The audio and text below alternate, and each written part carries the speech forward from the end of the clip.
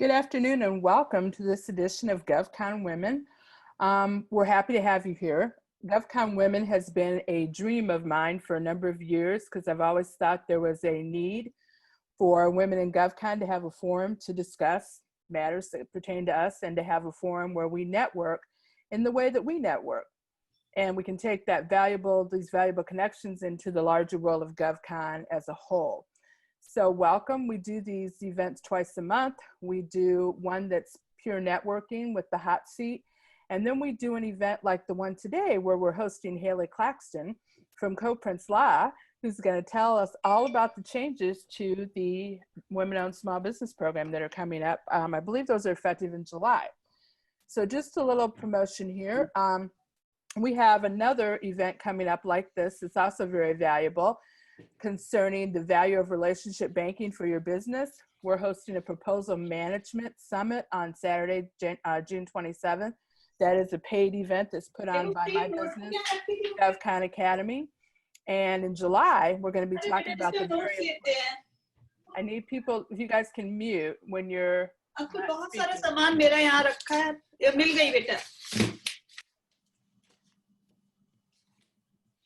There we go. Everybody's muted now except for me. Okay. So what we're going to do in that event is we're going to talk about the very important topic of pricing to win. As you well know, price is never something that we can ignore in government contracting. So that's one that we just added to our roster and we're proud to be presenting.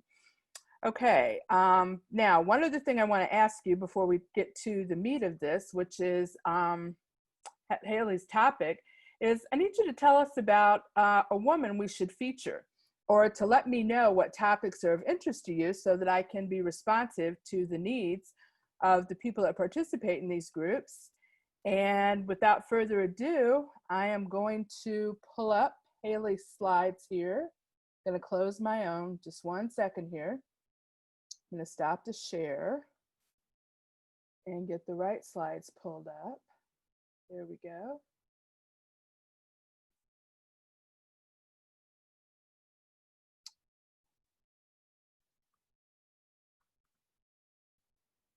All righty.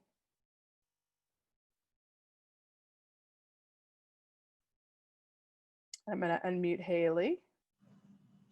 Hi, can everybody hear me? There we go. Thanks, Haley.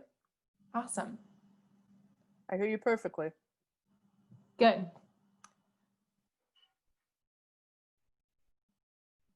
Am I controlling the screen or are you? I think that I am.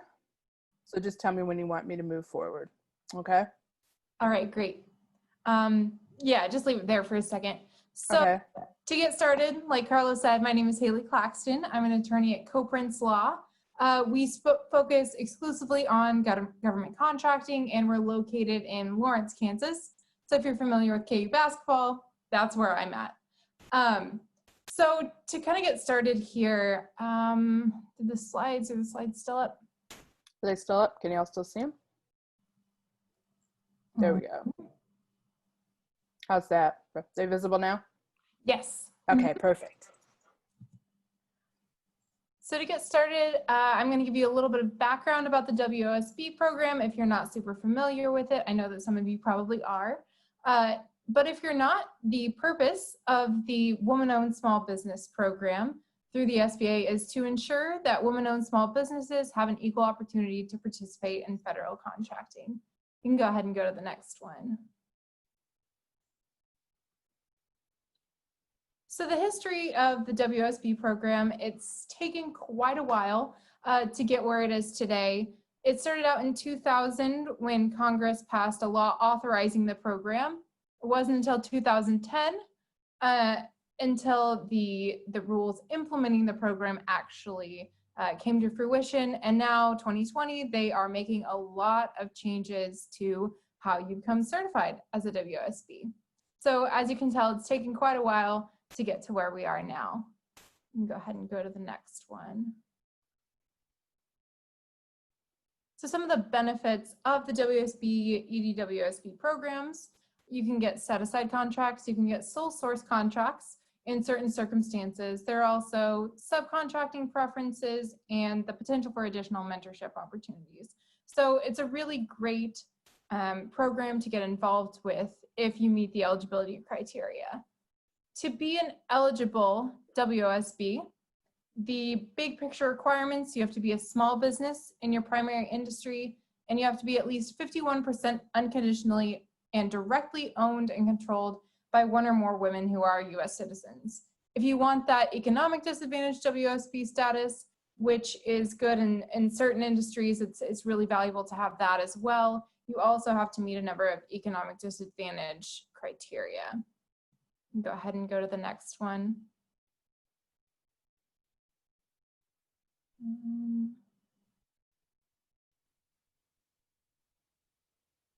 That went backwards. There we go. Okay. Oops. That's perfect. Oh. This one? Yeah, go to the next one. There you go. There we go. So, like I said, small business is defined by the SBA's size rules for that primary industry. This has been talked about a lot more recently, but that's the threshold for becoming a part of the WOSB program. You can hit the next one. And then that 51% unconditional and direct ownership and control by one or more women. An important point here: it can be more than one woman who is in ownership and control of a business. So if you and another woman are the owners, then that works perfectly fine. You can go ahead and hit the next one too. I think that's exactly what I just said. Then skip to the next one. Control is a little bit more complicated. Women have to be in control of long-term decision making, so that's pretty much all of your big decisions. You have to have your board of directors has to be in control by a woman. Also, women have to control the day-to-day management, have to hold the highest officer positions, and be dedicated full-time. Basically, men can be involved, but they cannot have control or the power to control the business. Go on to the next one. For EDWOSB, like I said, you have to show that economic disadvantage. You can hit the next one as well. And these are all things that aren't changing in the new updates. You have to have an adjusted gross income of $350,000 annually to first become eligible, and your net worth adjusted has to be $750,000 annually, and unadjusted, that's the net value of all of your assets, has to be under $6 million to get that ED on your WOSB status. Go ahead and hit the next one for me, please. Your spouse's financial situation, if you have one, may be considered. It really depends on if they own a business and how those businesses might interact with each other. Not super important though for what we're going to talk about today. Go on to the next one, which is how you get your certification. You can hit. So there are going to be, coming here in July, there are going to be two paths for certification. You've got third-party certification, and you've got the new SBA certification. Both methods of certification are viewed exactly the same way in the SBA's eyes. According to the new rules, there is no distinction between whether you go through the SBA or you go through a third party. Go ahead and hit the next slide. This is very important. If you are a veteran-owned business and you have your CBE verification, all you have to do to get your WOSB or EDWOSB status is to go ahead and send in information that documents that your business is owned and controlled by women. So this is a big advantage. You don't have to submit as many documents if you're already CBE verified and you are a veteran-owned small business. You can go ahead and hit the next one for me, please. So first, to talk about third-party certification. This has been there and it's not really changing a whole lot under the new rules. Under the SBA's current rules, the SBA has authorized 4 nonprofits to perform third-party certifications. They use about the same standards as the SBA. You'll send in almost the same information. but they also charge a fee for their services. They may require additional information, and they may not all use the same processes for reviewing the documents that you send in. Go ahead and hit the next one, please. Currently, there are 4 third-party certifiers. That's the Women's Business Enterprise National Council, the U.S. Women's Chamber of Commerce, the National Women Business Owners Corporation, and the El Paso Hispanic Chamber of Commerce. And like I said, there are varying fee amounts that each one of them charges to get you WOSB verified. Some of them require that you get their certification, and then as a benefit of that certification, you can also be WOSB certified. But there's a little bit of nuance between each one, and so I'm not going to go into too much detail. Go ahead and hit the next one. An important thing to note about third-party certification is that even if you are third-party certified, the SBA can still request additional information if it wants to verify your eligibility, and if there are any major changes to your business after you've been certified by a third party, you still have to tell the SBA. So the SBA is still very much involved in the third-party certification.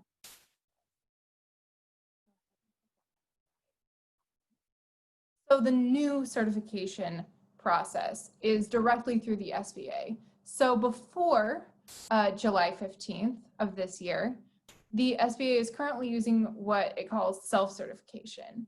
So self-certification is contract by contract. Some of you may be using it now. You essentially upload all of your documents to the SBA, and the contracting officer can look at them if they want to. They're not required to review any of your documents. So there's really not a lot of oversight. If you tell them you're a WOSB, odds are they're not going to go digging to see if your documents meet the eligibility requirements. So like I said, there's not a lot of oversight. The new formal certification method will be directly through the SBA, and it'll be more similar to the 8A Business Development Program certification process, if you're familiar with that. So you'll send in all of your documents, and then the SBA will review them to make sure you meet those status requirements. Go ahead and hit that next one. You'll apply through the SBA certification system, certified.sba.gov. A real big benefit of going through the SBA directly is there are no fees associated with the process. There's also a more strict timeline, but one very, very important thing to note is that the SBA will not review your application at all if it believes that it is incomplete. So when you send in all of your documents and you let the SBA know, hey, I think I've got everything in there, they should tell you within 15 calendar days if they think that your application is complete. If not, they'll ask for more information and let you know when that's due and how it wants to proceed. Usually it's going to try to make that determination about your eligibility within 90 days, whenever practicable. So as we might know, the government can be a little bit slower on these things. So it's very important to consider when you're looking to apply, whether or not you want to apply through third parties, which might be faster, or through the government, which has a lot more back and forth as far as finishing up your application and asking questions. Go ahead and go on to the next one for me, please. When does the new SBA certification process start? SBA's website has been currently updating what the dates are for starting things, but it looks like right now, July 15th is the start date. So firms can start submitting their applications under that new process for initial processing. But keep in mind that the SBA will not issue any decisions on your applications until October 15th. It's probably smart at this point, though, to go ahead and get in your application as soon as you can so that the SBA can start looking at it so that you'll be ready to go on October 15th, because if you're currently self-certifying, that's only available until October 15th. So if you wait until October 15th to start submitting your application, there's going to be some lag time in between when you submit that new application and when the SBA is going to approve it. Go ahead and hit that next one for me, please. Sorry, can I ask you a question about that? Can we hold questions till the end? We're almost through here. Thanks. So looking at the differences between the two certification methods, as I've kind of said before, third-party certification, probably faster, and it's also going to be probably more stable. But the new regulations require a lot more oversight of these third-party certifiers by the SBA, and there's not really any explanation of what's going to happen if the SBA decides their third-party certifier isn't compliant with the SBA's rules. So the date for that new oversight also hasn't been announced. So there's a little bit of question there, but for the most part, it's probably going to be a little bit smoother if you're looking to get certified right now. But do keep in mind, it does cost money, and the process they're going to use to review is not quite as spelled out as the SBA's. Go ahead to the next one. SBA certification, there are definitely some benefits here. It's free, and after you're certified through the SBA, that certification is probably going to be more stable. So there's less risk of the SBA coming back and discrediting its own decision to find you eligible, unless something changes with your business. The application process is also clearly spelled out in the regulations, but it's likely to be slower, especially at first, because there is so much more back and forth with finishing up your application. Go ahead and hit that next one. So what happens if you submit an offer for a WOSB set aside after completing your application, but the SBA or the third party hasn't confirmed your certification yet? Fortunately, if that happens, the new regulations have the answer. Go ahead and hit the next one, please. So in order for a concern to submit an offer, it either has to already have been certified, or you meet the certification requirements and you say that you completed your application and you're just waiting for it to be approved. If you haven't received any negative information back from the SBA or from the third-party certifier, you just have to say that the application is in and you're just waiting for it. Go ahead and hit the next one.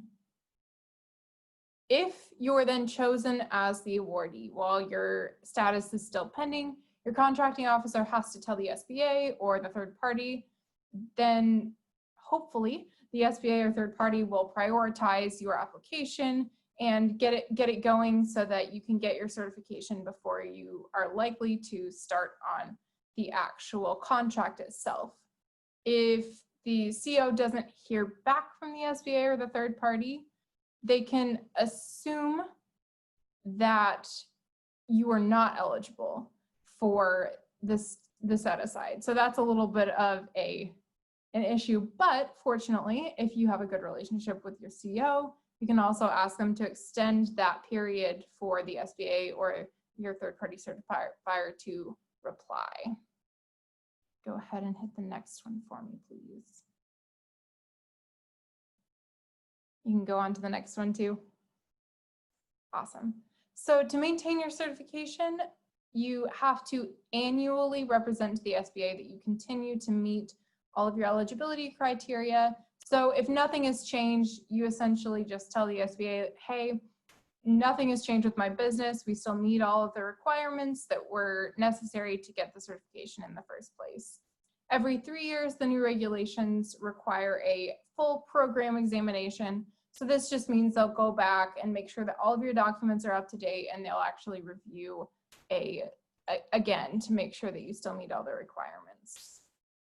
And hit that next one for me. Your status can also be challenged through status protests. This isn't really changing a whole lot with the new regulations, but it's important to know that you cannot submit an offer as a WOSB while any sort of status protest is pending. That can get really complicated. So if you have any issues with a protest, that's something that you're gonna have to give me a call, because they get pretty intense. Go ahead and hit that next one, please. So it's also very important to make sure that you're providing the information correctly to the SBA about your business and about your eligibility. Hopefully none of you have to deal with this, but the penalties for misrepresentation include suspension or debarment. This means you're not going to be eligible for those contracts for a short amount of time or forever, depending on how intensive the misrepresentation is. There can also be civil or criminal penalties. This is a big thing that they've been talking about recently at the SBA with small business loans. It's really, really important to tell the truth. So with that, I will open it up for questions. Thank you all for listening. I tried to breeze through that pretty quick so that we can get to your questions here. So go ahead, whoever was asking the question. Yeah, previously. hello, thank you. Yes, it's me, Luciana. So I'm currently self-certified, and my renewal, the annual resubmission, it's in July. So I'm wondering how the timing is, because if I will be sending, they don't receive anything to be submitted before July 15, then my annual renewal for self-certified will be due in the same July. I will not have an answer. What's happening in the middle? Do I lose the certification? I mean, That's a really good question. And I think that would probably be a good one to ask the SBA more directly, depending on when your date is for your resubmission of information for self-certification. That's a really tough one. So the new self-certification the new certification process starts July 15th, but you can still self-certify through October 15th.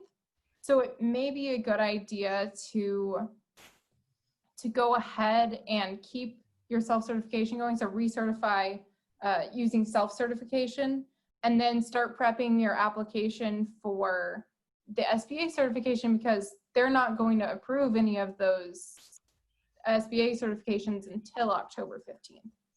So expected is that we would, because for the self-certification, the renewal, you get a link posted in your login.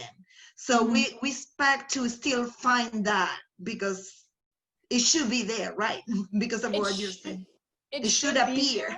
Until July 15th. That's okay.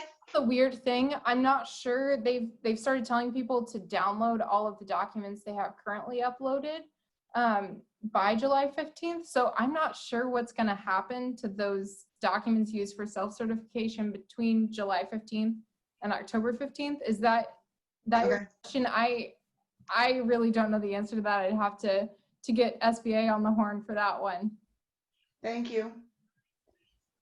Other questions? I have, this is Morgan Chung. I have two questions, short ones. One is, will you be distributing the slides that you just showed? I missed the first 10 minutes because I had trouble logging in. Yes, we'll be distributing the slides, and if all goes well, I'll also be distributing the recording. So that's great. And my second question is, with regard to WOSB, for the last, for this, well, either the last fiscal year or for this government fiscal year, do you know how much contracting dollar was set aside for WOSB? Sure. So the goal was 5%. Yeah. It has been 5% for a while, but it's not really reached that goal. Nowhere close, no. Nowhere close. Carla, you may know more specifics for last year. I know the GAO put out information about 2018, and it was about, I think, if I remember correctly, it was like 4.3%. Yeah, they're close, but they don't quite meet it. And I think last year it might have even been less, but don't quote me on that. But I have to believe, I've heard that a lot of the reason they didn't meet the goal is because a lot of people were concerned that there was an oversight on this program. So people were reluctant, perhaps, to use it. Perhaps this will help. But I would also caution people, just because I've been working in and around the government forever, that there's going to be a lot of disconnects and dropped balls in this transition process.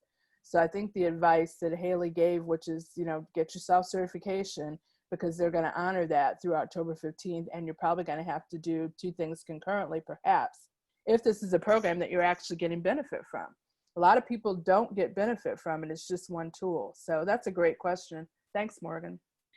Hi. You have a follow-up?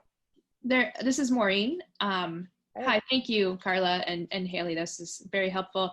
Haley, you had on one of your slides about during that in between, that July to October time period, that there is some sort of special issue for sole source women-owned small business ones, like saying, like, if you hadn't gotten the SBA or the third party certification yet and you won the award, you went through a couple things, and then there was one that said sole source. I just wondered if you could talk to that.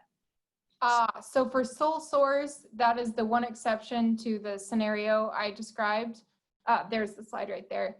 You have to be certified on the date you submit your bid, either through the SBA or through your third party. So that's really, really important to keep in mind as this first process, this first wave of application goes in. If you have something in mind that you want to bid on and it's a sole source for WSBs or EDWSBs, you gotta have that certification before you can get that award. Okay, thank you. Can I ask a follow-up question to the previous question, and that is with regard to sole source. Do we have any data around how much of contracting dollars was set aside for sole source WOSB, and how much success women-owned businesses have had in winning those sole source contracts? I don't have any data offhand about that, but if you want to send me a follow-up email, I can find that data and share it with you. It's all publicly available. So Thank you. Thank you you're very welcome. much. Mm-hmm. Hi, this is Luana. I have a question. So I'm currently in 8A, and I use the certified self-certification for my 8A. I don't do WOSB or anything, and I expire in November. So you're saying, and then I'll be a WOSB. So I have to refile for that.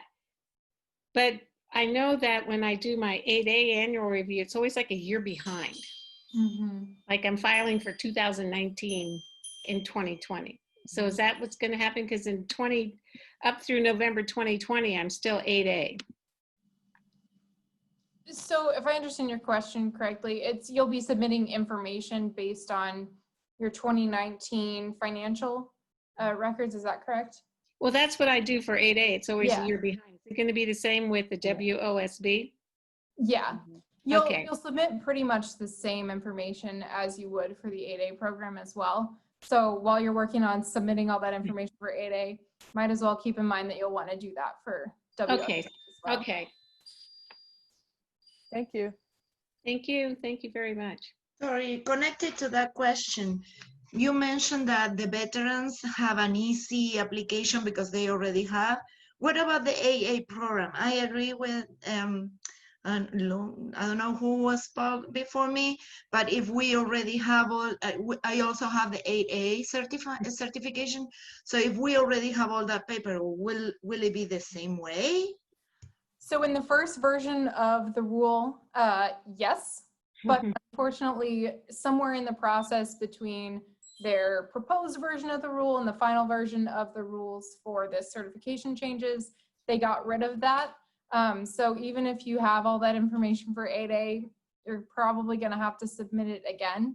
I can look into it with more depth if you want to send me an email about it. But somewhere in that process between the first version and the final version, they got rid of the ability to transfer that those 8A documents and that 8A certification over to the WOSB program. Kind of stinks. Would have been logical too. Yeah. They took the time to do it for the veterans program, but not the 8A program. Right hand doesn't know what the left hand. You know, the repository with the documents is exactly the same one, so it's weird. Okay, great. Any other questions? This is Morgan again, a broader question, and that is, how much advocacy do we have in Washington for the WOSB program? As far as I know, it's the Women's Chamber of Commerce and We Bank that are the two advocates. There's also a group that I'm aware of called Women Impacting Public Policy. And I believe they also do advocacy for the women-owned small business programs. But you missed, I think you said you missed the first 10 minutes, as Haley pointed out. Keep in mind, this program's like a redheaded stepchild. I don't mean to offend anybody. That's just a saying. I'm from the Midwest. Sometimes I forget. But I say things that maybe I shouldn't say. But at any rate, that program was originally authorized in 2000, and nobody did anything with it for 10 years. So I'm not sure that there's a great deal of advocacy in any corner other than those organizations that I named, which is the Women's Chamber, We Bank, and Women Impacting Public Policy. I don't even think NABO has an advocacy for this program because NABO doesn't have a big government contracting focus. So, I see. That's a bit problematic for sure. yes, that is probably why these rules take so long to get implemented, and why perhaps the program is not used as the tool that it really is. So one thing that if this is something that you think you want to pursue, the one thing I would caution people is this is just a tool, okay? You have to, just like when you're an 8A, when you're looking to get a BPA or anything set aside like that, you have to be an advocate for yourself, because the government has these goals to meet. Some goals are more, and you know, again, I'm kind of plain spoken, depending on what the flavor of the day is. For years and years, the flavor of the day was the 8A program. Now it's, you know, the veteran-owned small business and the SDVOSB, although 8A is making a comeback. So all these programs are simply tools, but as far as advocacy and getting people, I think that attention needs to be brought to the fact and brought to the attention of the powers that be that the goals are not met, which I know it has been. Other than that, I'm not sure there is much advocacy, Morgan. Good point. Right. And as Carla kind of mentioned, it's difficult to, even if Congress does something, even if they authorize a program or authorize changes to the program, the changes we just talked about from self-certification to SBA certification, Congress said they should do that 5 years ago. Yep. And so now SBA is just getting to the point where it's ready and able to do that. So it's not just from a congressional side, it's also from an implementation side through the SBA and through, you know, the people actually at the SBA that are going to be putting things on paper. And I know that the WOSB program, at least from a staffing perspective, the impression that I get from the SBA is that it's very, very small. Not a lot of people there. So yeah, they're going to rely on people like they do. I think they're going to rely on people to pay the money to get it done efficiently, perhaps. I also think that the fact that there was a 5-year lag between Congress saying they needed to implement this process and them implementing the process, from what I saw in my work, was there was confusion in the government sector about whether the program was still available for use or not, because the SBA hadn't stood up what was in the Appropriations Act for 5 years ago. So I think that may have contributed as well to it not being as fully utilized as it should be. And it seems to me, I mean, correct me if I'm wrong, that SBA as an agency has to do more in its outreach to government agencies to develop relationships and push the contracting officers to emphasize WOSB entities, it seems to me. And because I know from personal experience with regard to 8A program, there are certain agencies, for example, Department of Transportation, they have their own contracting vehicles. And so they have very limited incentive to use 8A contracting vehicle because you have to apply, they would rather that you apply for their own in-house agency-specific contracting vehicles for you to bid on projects. So you're bringing up another interesting topic, because category management is, for lack of a better phrase, the flavor of the day right now. and category management, when done properly, I mean, if you talk to people at GSA who are in charge of that program, they will say that it has not had an adverse impact on small minority women-owned businesses or socioeconomically qualified businesses. But outside of the VOSB or the SCVOSB program, I have to disagree, because I just did a research project for a client of mine who sells fairly sophisticated IT support services. And what I found was that they have to have a GSA schedule, or they have to have one of these agency specific, what GSA is labeled to be a best-in-class contract solution vehicle, or they're going to have a heck of a time finding business. So Right. that's true. Now, some of the programs, like I know that NIH has that NITAC CIOS P3, and it has a fairly robust small business portion of that best-in-class vehicle, but I don't see them. STARS had 8A, okay, but I have yet to see one of these best-in-class contracts come out with a women-owned small business category and having certain requirements that go through that best-in-class vehicle. So you bring up another good point. It's getting tougher, I think, in some aspects. I think so. Anybody else? I think this is absolutely great. Can I just say that? When I received the invitation, I thought, wow, this is great, especially during the pandemic when we can't really go out and have face-to-face meetings and do a whole lot of outreach. Just being able to interact and have this very productive and information-rich discussion is very valuable. So I appreciate you putting this together. Thank you. We're happy to do it. Could I ask a question? Absolutely. So it's my understanding that in the current WOSB program, that there's only a certain number of NAICS codes that the contracting officers can sole source in. That's correct. With the new regulations, are they going to expand that list of NAICS codes? Doubtful. Unfortunately, no. The new regulations are pretty much limited to certification. There's a couple of things in there about certification for 8As. So if you're interested in the 8A program, there are some updated requirements for that. But aside from those two things, there's really not a lot of major changes to how contracting officers will actually use the WOSB program at this point, at least. And have you seen much in the market that I'm in the Hawaii market? We don't really see hardly any woman-owned small business sole source contracts. Is much of that actually happening in the marketplace right now? Can't really speak to that. I see my friend Anna's on the line here. Anna, do you have any statistics about that? Hi. So I don't have statistics. My name is Anna Ehrman. I'm with the Small Business Office at State Department. Here's what I see very anecdotally, because I have not pulled my data.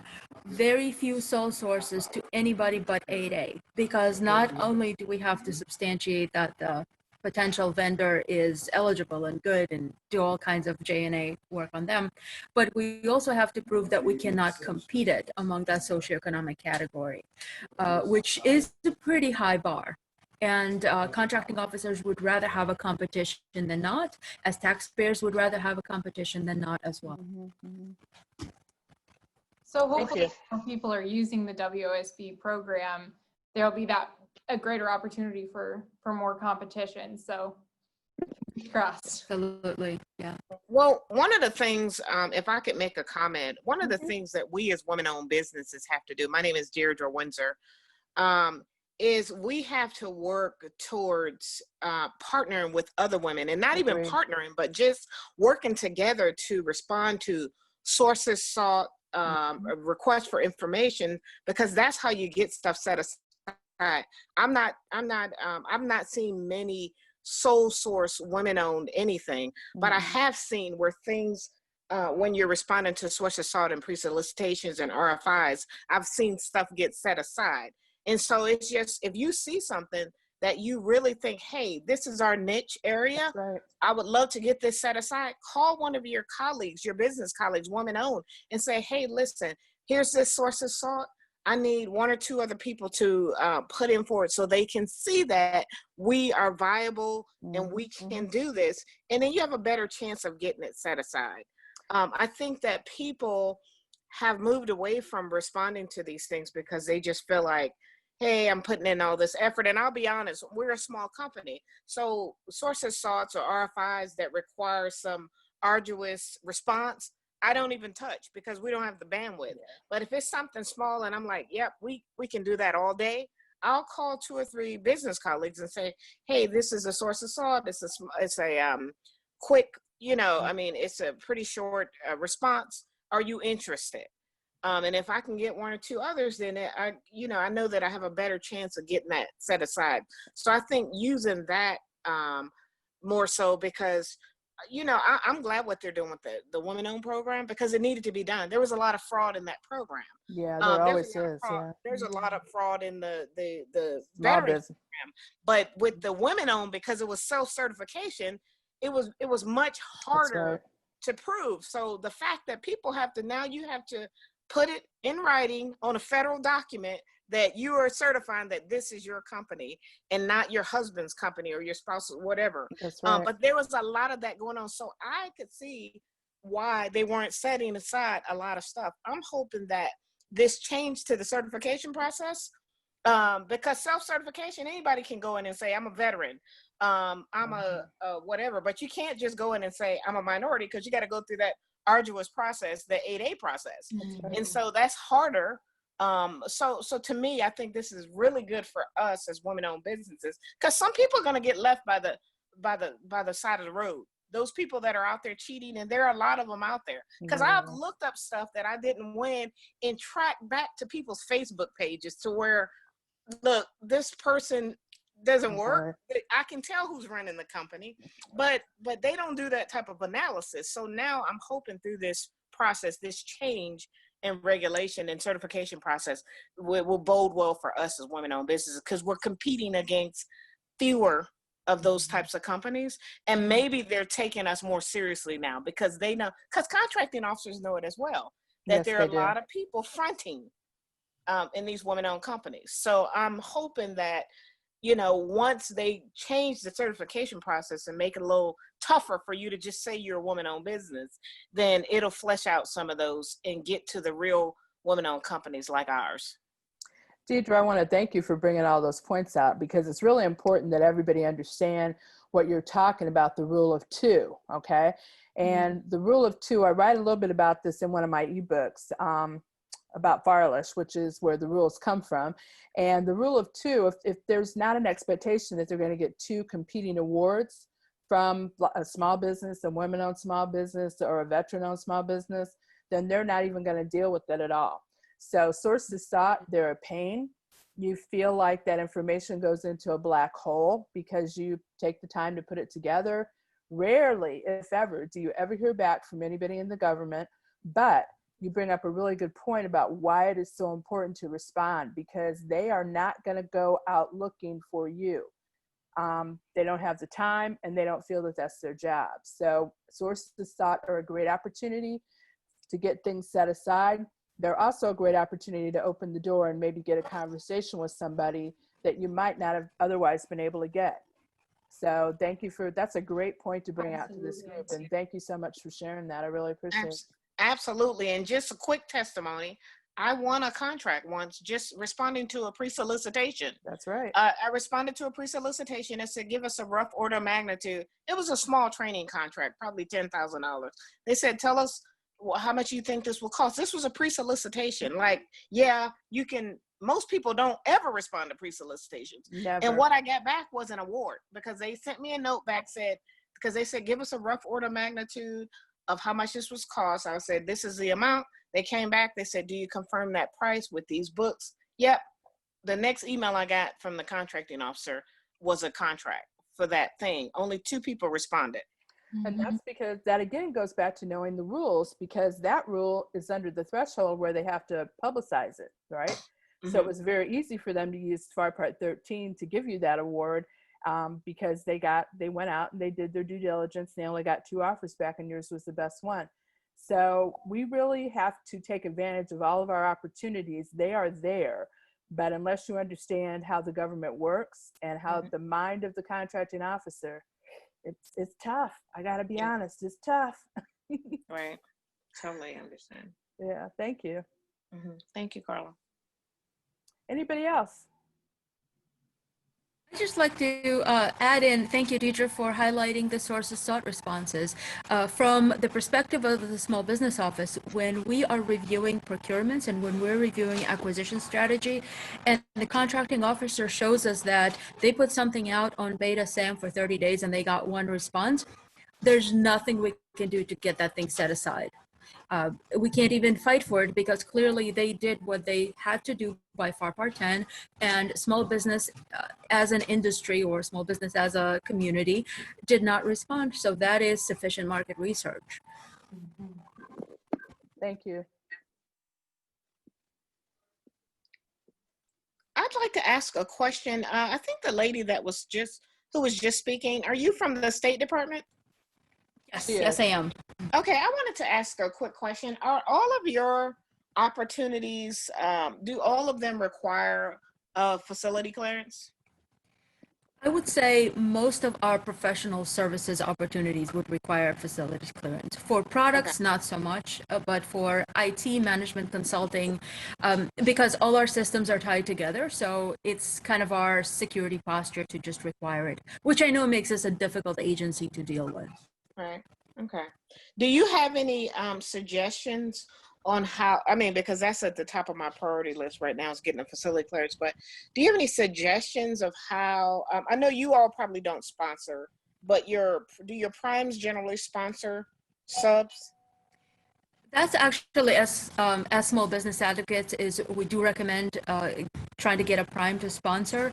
So working with primes is kind of like working with government agencies directly. A small business has to demonstrate the value. Why should a prime bring you on and give you an FT, give you a spot on a contract? What is it that you bring that they don't otherwise have?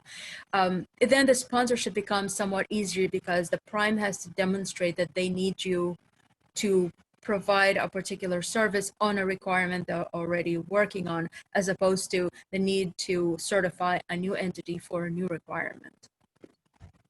Okay. And we do have FAQs posted on security clearances to state.gov/smallbusiness/. Okay, got it. Thank you so much. I appreciate that. Sure. Thank you, Anna. Thanks for having me. You're always very helpful on these events I host, so I'm glad you find value in participating. I was taking notes when Haley was talking, so win-win. There you go. Okay, awesome. Well, I think we're gonna wrap it up. Those of you who signed up for networking, we've got a separate login. We're gonna do a little bit of networking afterwards. So I'll see you over there in that new room. Any questions though before we say goodbye today? Hi, this is Sansan Crawford. I have a quick question, please. Okay. I'm very new to the space, and is it Anna? Yeah, Anna Ehrman. Yes, who mentioned priming, working with primes have been a tremendous success for me as I am now subbing on various contracts. And I did register for WOSB last October, and I wanted to understand the best timeline to do that self-certification again via SBA, and also if you could maybe identify some of the pros and cons of doing the SBA other than that it's free and may take a longer time for approval would be a con versus going through a third party and so on. Thank you. Sure. So you said you got your certification last in October of last year? Yes, so it's due to expire early October of this year. What is your recommended time frame for re-registering under the self-certification would you recommend? And again, any other pros and cons with maybe going through the third party? In that case, I'd probably recommend not trying to self-certify, considering that self-certification is going to end on October 15th. So it's probably best as soon as you can, if you want to do SBA certification, to get your application in July 15th or closely thereafter. There will be a little while where they, won't have certified it yet, but that's your best chance at getting that certification before the cutoff for self-certification. Now, there might be a couple days in there where you aren't certified unless you go through a third party, depending on what day of the month it was that you got that initial certification. But you also asked about benefits of going through the SBA. Is that correct? Yes, other than its pricing being that it's free versus going through possibly a third party, which may decrease the time for approval. So I think that it's nice that they have all of the information that they're going to look at and kind of their process spelled out in the regulations, where the third parties, some of them have very publicly put out there, here's our process, here's what we're going to look at, here's exactly what we're going to do. But others, in particular, I think the El Paso Hispanic Chamber of Commerce, they don't have a lot of information about how they actually look at applications. And so if you want peace of mind for like, here's what they're going to look at. Now, that doesn't mean that everything the SBA is going to have questions about is in those regulations. They can still come back and ask you questions. But that's one benefit. Another benefit is if the SBA decides one of those third-party certifiers isn't adequate, there's no telling what might happen to your third-party certification. They haven't really spelled that out anywhere. So it might be a good idea to get that SBA certification, because you know that the SBA isn't going to come back and say, well, we did this wrong. They're not going to go back on their own word and say, well, we certified you incorrectly. And so for the SBA, even though they say that both should have the same, they'll view them the same way.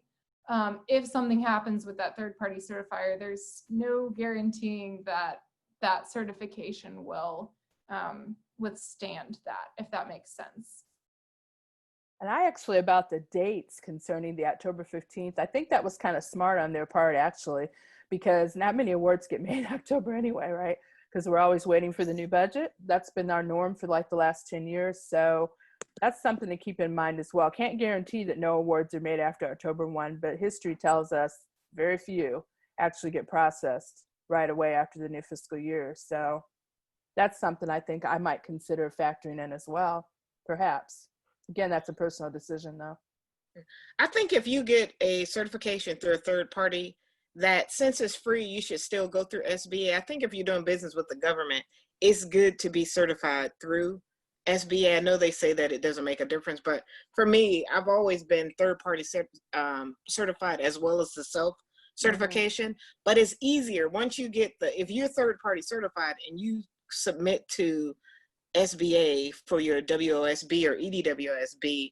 I'm not saying they do it through reciprocity, but what I am saying is it's a little easier because I feel like I completed less paperwork because I already had the third party certification when I go through the process, the self-certification process through SBA.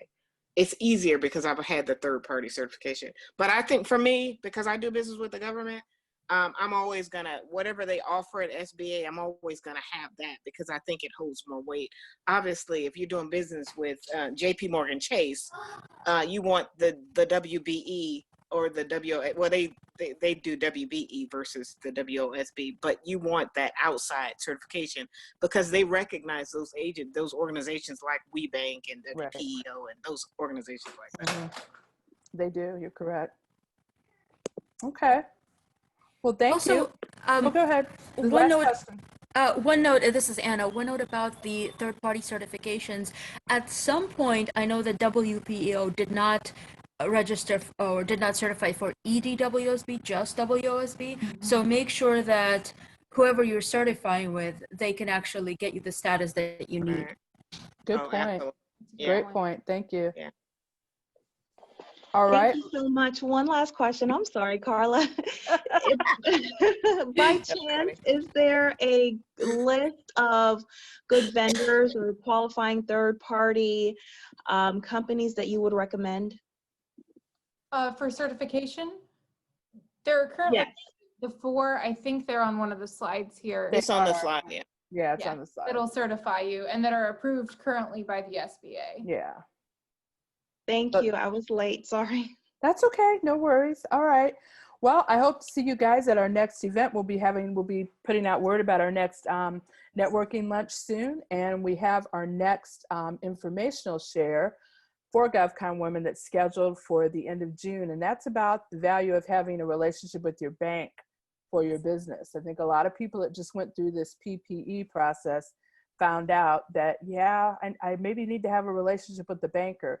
And not all banks are created equally. So we're going to be featuring 2 women from M&T Bank, which is a local bank out here in the DC area, but I think they bank all over the country. So I hope that everybody will join us for that and learn a little bit about how to establish a relationship with your banker. And I thank you for your participation today. Haley, you did a fabulous job. Thank you so much for sticking with us and answering the questions, and I look forward to seeing y'all again. Go ahead, Haley. Yeah, and if anyone wants to reach out to me, I think my contact information is on the last slide of the presentation. You can reach me on social media. I'm also my firm's social media director, so I'm always on there. We have a lot of information on our blog, smallgovcon.com, about updates to the WOSB program, 8A program, anything government contracting. We've probably covered it. And particularly our firm does a lot with your legal needs. So if you need a JV written up, we're all attorneys, so we can help you out with those more legally specific matters. Very good. And thank you very much. And hopefully I'll see you guys, some of y'all in my proposal class, or definitely at the next event. So enjoy the rest of your day. Those of you who are joining me for networking, I'll see you in just a few minutes. Thank you, Carla. Thanks, Carla. Thank you. Thank you. Bye now. Thank you. Bye.